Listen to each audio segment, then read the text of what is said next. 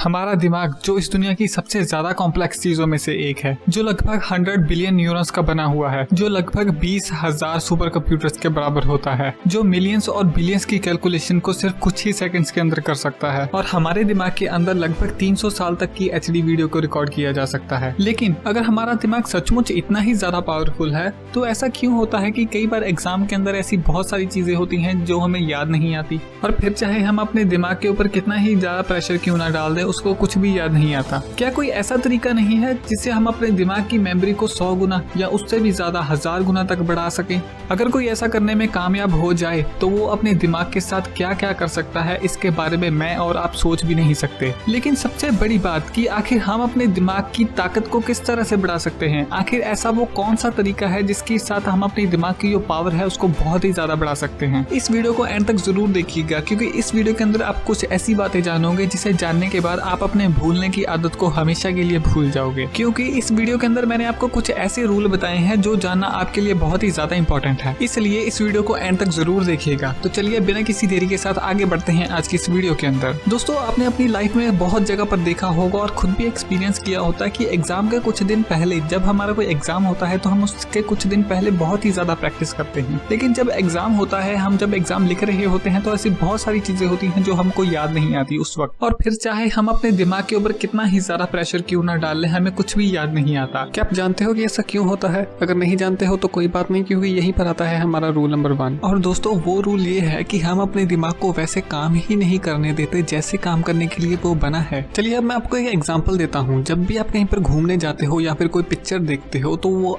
उसके आपको पूरी की पूरी स्टोरी जो होती है वो याद हो जाती है। उसको आपको याद रखने की भी जरूरत नहीं पड़ती, आपको अपने दिमाग को ये कहने की भी जरूरत नहीं पड़ती कि इसको याद रखना है, फिर भी आप उसको बहुत ही आसानी के साथ याद रख लेते हो। क्योंकि आज से करोड़ों साल पहले जब हमारा ब्रेन इवॉल्व हो रहा था तो हमारा ब्रेन ऐसी ही चीजों को याद रखने के लिए बना था। और दूसरी तरफ जब आप कुछ लिखकर याद करने की कोशिश करते हो या फिर वर्ड्स को पढ़कर याद रखने की कोशिश करते हो तो हमारा ब्रेन उसको कुछ देर के लिए तो याद रख लेता है, लेकिन वो लॉन्ग टर्म तक हम उसको याद रखने में बहुत ही ज्यादा प्रॉब्लम आती है और कुछ समय बाद हम उसको भूल भी जाते हैं, क्योंकि हमारा ब्रेन वर्ड्स को याद रखने के लिए बना ही नहीं है। इसकी बजाय हमारा ब्रेन पिक्चर्स, स्टोरीज और हिंट के ऊपर चलता है। और एक रिसर्च में ये पता चला है कि हमारा जो ब्रेन है वो इमेजेस को लगभग 75% तक याद रखता है, और अगर हम स्टोरीज की बात करें तो स्टोरीज को हमारा ब्रेन 95% तक याद रख सकता है, और अगर हम हिंट की बात करें तो हमारा ब्रेन हिंट्स को लगभग 99% तक याद रखता है। इसीलिए कई बार क्या होता है कि जब हम कुछ याद करने की कोशिश करते हैं और हमें याद नहीं आता है तो हमें सिर्फ एक हिंट की जरूरत पड़ती है।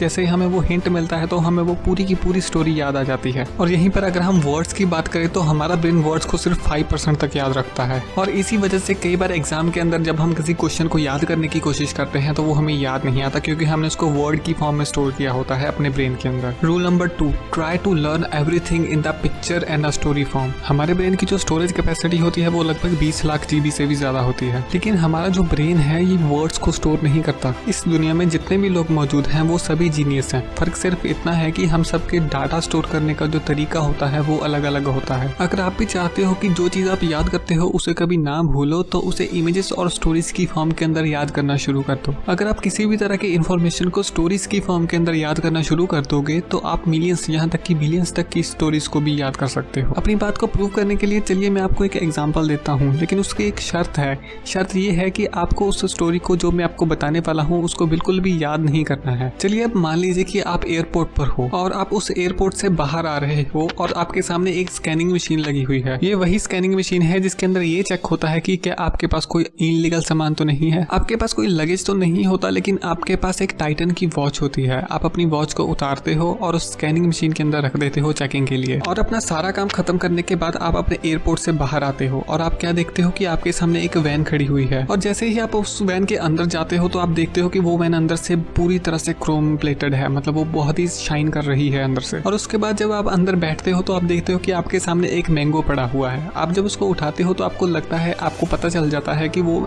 मैंगो आयरन का बना है, मतलब वो असली नहीं है, वो नकली है। और जैसे ही आप उस मैंगो को उसकी जगह पर वापस रखते हो तो आप देखते हो कि आपकी सीट के नीचे से एक कोबरा निकल आया है। उसे देखने के बाद आप डर जाते हो और वो कोबरा आपकी जो खिड़की होती है वैन की उससे बाहर निकल जाता है। तो बाहर एक कॉप खड़ा होता है, मतलब पुलिस वाला खड़ा होता है। वो उस कोबरा को उठाता है और उसके पास एक सिंक होता है, वो उसको उसके अंदर डाल देता है। दोस्तों, मैं जानता हूँ कि ये जो स्टोरी थी ये पूरी तरह से रैंडम थी, आपको इसके अंदर कुछ भी समझ नहीं आया होगा, लेकिन मैंने स्टार्टिंग में आपको एक रूल बताया था कि आपको इस स्टोरी को बिल्कुल बिल्कुल भी याद नहीं करना है। और मैं 100% श्योर हूँ कि आप में से बहुत सारे लोग ऐसे होंगे जिसको ये स्टोरी पूरी तरह से याद होगी हो। दोस्तों ऐसा इसलिए हुआ कि पूरी स्टोरी के अंदर आपका ब्रेन बस ये ढूंढता रहा कि इसके अंदर लॉजिक कहाँ पर है, लेकिन उसको कोई भी मीनिंगफुल चीज नहीं मिली। लेकिन दोस्तों चाहे इस स्टोरी के अंदर आपको कुछ भी मीनिंगफुल ना मिला हो, लेकिन तो भी आपको इसे पूरी तरह से याद होगी है, क्योंकि ये एक स्टोरी की फॉर्म के अंदर थी। तो आपके ब्रेन ने इसे अच्छी तरह से याद कर लिया है और इसको कोई भी ज्यादा प्रॉब्लम नहीं है इसको याद करने के अंदर। लेकिन तब क्या होगा कि अगर मैं आपसे कहूँ कि आपने पीरियोडिक टेबल के 21 से लेकर 30 तक एलिमेंट्स को याद कर लिया है, तो क्या आप मेरा यकीन करोगे? चलिए उस स्टोरी को एक बार फिर से रिवाइज करते हैं। जैसे ही आप एयरपोर्ट से बाहर निकले तो आपने एक स्कैनिंग मशीन को देखा था, और पीरियोडिक टेबल के अंदर जो 21 नंबर पर एलिमेंट होता है उसको कहते हैं हम स्कैंडियम। इसलिए मैंने स्कैनिंग मशीन से स्कैंडियम को याद कर लिया। आपके पास कोई लगेज तो नहीं था, लेकिन आपके पास एक टाइटन की वॉच थी। तो पीरियोडिक टेबल के अंदर जो 22 एटॉमिक नंबर पर एलिमेंट होता है उसको कहते हैं हम टाइटेनियम। तो मैंने टाइटन की वॉच से टाइटेनियम को याद किया। और जब आप बाहर आए तो वहां पर आपने एक वैन देखी। तो पीरियोडिक टेबल के अंदर जो 23 नंबर का एलिमेंट होता है उसको वैनेडियम कहा जाता है। और उसके बाद जब आप वैन के अंदर बैठे तो आपने देखा कि वैन अंदर से क्रोम प्लेटेड है। तो 24 नंबर पर जो एटॉमिक नंबर होता है उसको हम कहते हैं क्रोमियम। और उसके बाद आपने देखा कि आपके सामने एक मैंगो पड़ा है। तो 25 नंबर पर जो एलिमेंट होता है उसको हम कहते हैं मैग्नीज। और जब आपने उसको टच किया तो आपने देखा कि ये तो आयरन का बना हुआ है। तो जो हमारा 26 नंबर पर एलिमेंट आता है वो है आयरन। और उसके बाद आपकी सीट के नीचे से कोबरा निकला। तो पीरियोडिक टेबल के अंदर जो 27 नंबर का एलिमेंट होता है वो होता है कोबाल्ट। और जैसे ही वो कोबरा आपकी इस वैन से बाहर निकला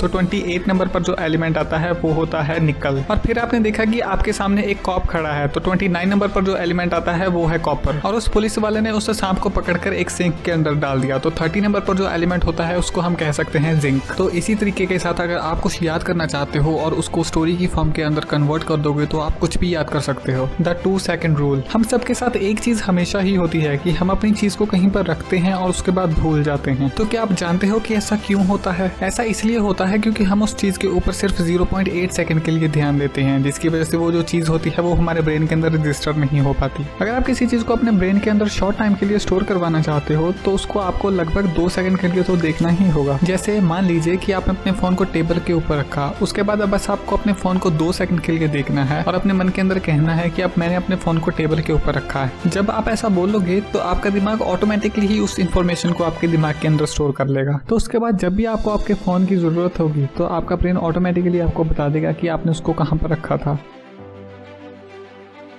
अगर आप एक स्टूडेंट हैं तो ये रूल आपके लिए बहुत ही ज़्यादा बेनिफिशियल होगा। अब जो टेक्निक मैं आपको बताने वाला हूँ, अगर आप इसका इस्तेमाल करते हो तो आपकी एग्जाम की टेंशन हमेशा के लिए खत्म हो जाएगी। अगर आप इस टेक्निक का इस्तेमाल करते हैं तो आप अपने एग्जाम के अंदर इजीली 95% के आसपास तक स्कोर कर सकते हो। इस टेक्निक के अंदर आपको एक पैटर्न को फॉलो करना होगा। अगर आप उस पैटर्न को फॉलो करेंगे तो आपके लिए स्टडी बहुत ही ज़्यादा आसान हो जाएगी। मान लीजिए कि आपको स्कूल के अंदर आज एक टॉपिक को पढ़ाया गया है, तो आज होगा डे 0।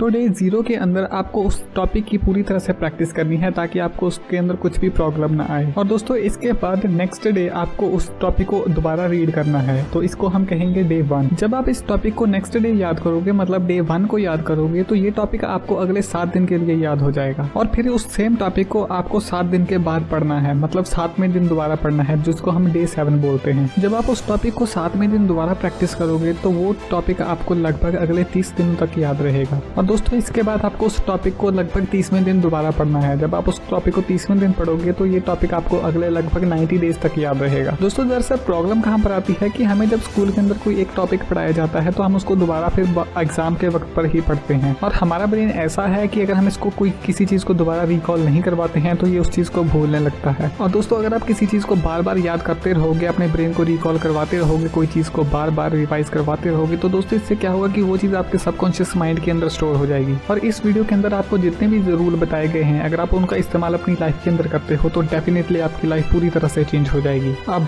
आप ये जान चुके हो कि आपको अपने ब्रेन की जो पावर है उसको किस तरह से बढ़ाना है, अपने एग्जाम के अंदर अच्छे मार्क्स किस तरह से लेने हैं। इस वीडियो को देखने के बाद अगर आप इस वीडियो के अंदर बताए गए रूल्स को इस्तेमाल नहीं करोगे तो कल शाम तक आप इस वीडियो की लगभग 60% हिस्से को भूल जाओगे और अगले 1 हफ्ते के अंदर आप इस वीडियो को पूरी तरह से भूल जाओगे। यही तो हमारे दिमाग की खासियत है। अगर आप इन रूल्स का इस्तेमाल अपनी लाइफ के अंदर करोगे तो आपकी लाइफ 99% नहीं बल्कि 100% तक चेंज हो सकती है। और इस वीडियो को देखने के लिए आप सभी का बहुत बहुत शुक्रिया। मुझे उम्मीद है कि आपको ये वीडियो अच्छी लगी होगी। अगर आपको इस वीडियो से कुछ नया सीखने को मिला है तो इसे अपने बेस्ट फ्रेंड के साथ जरूर शेयर कीजिएगा, जिसके साथ आप अपनी हर बात को शेयर करते हो। तो मिलते हैं किसी और वीडियो के अंदर किसी और टॉपिक के साथ। तब तक के लिए गुड बाय।